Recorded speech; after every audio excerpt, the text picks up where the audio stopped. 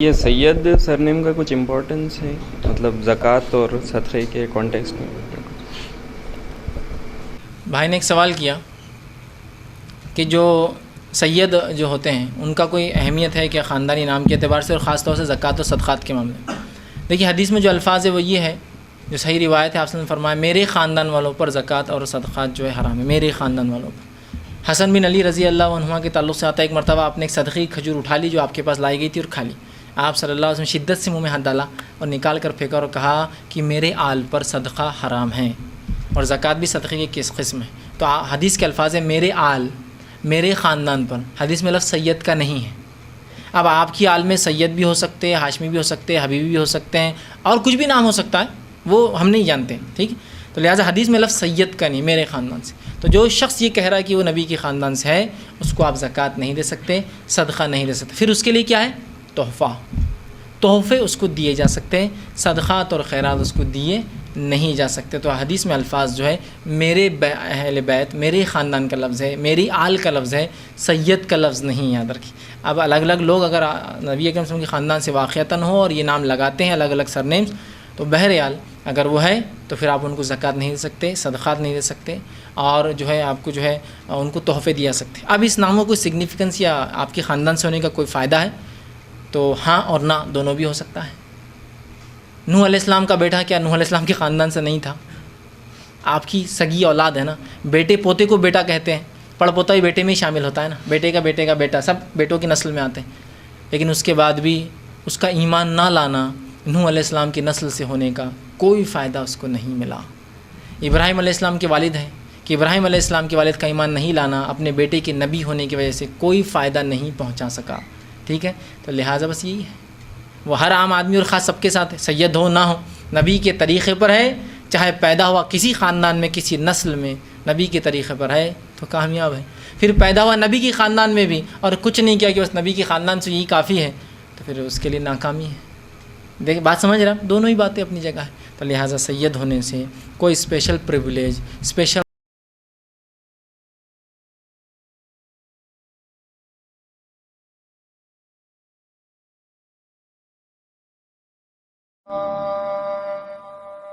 لا إله إلا الله، لا إله إلا الله، لا إله إلا الله، ما لنا رب سواه۔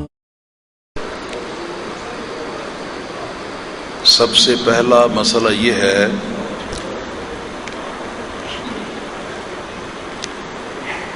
سائل کا کہنا یہ ہے کہ سید زادوں کو زکوٰۃ نہیں دی جا سکتی۔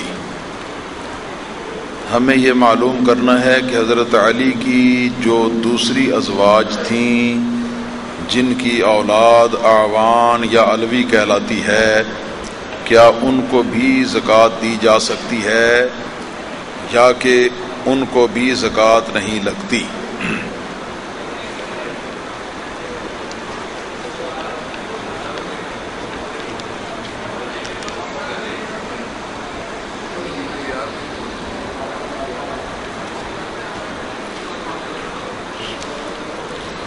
مسئلہ یہ ہے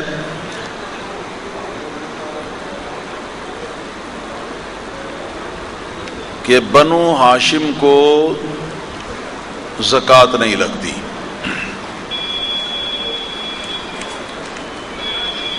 بنو ہاشم کے اندر سادات کرام بھی شامل ہیں، اور ان کے اندر مولا علی رضی اللہ تعالیٰ عنہ کی وہ اولاد جو حضرت بی بی سیدہ فاطمہ زہرا رضی اللہ تعالیٰ عنہا کے علاوہ دوسری ازواج کی شکم سے پیدا ہوئی ہے، وہ اولاد جو ہے اگرچہ وہ سید نہیں کہلاتے، یعنی فاطمی نہیں ہیں، لیکن وہ بھی بنو ہاشم ضرور ہیں کہ مولا علی کی اولاد ہیں، اور مولا علی رضی اللہ تعالیٰ عنہ ابو طالب کے بیٹے ہیں، اور ابو طالب جو ہیں وہ عبد المطلب کے بیٹے ہیں، اور عبد المطلب جو ہیں وہ ہاشم کے بیٹے ہیں۔ تو اس طریقے سے جس طرح سادات کو زکوٰۃ نہیں دی جا سکتی، اسی طرح جو علوی ہیں ان حضرات کو بھی زکوٰۃ نہیں دی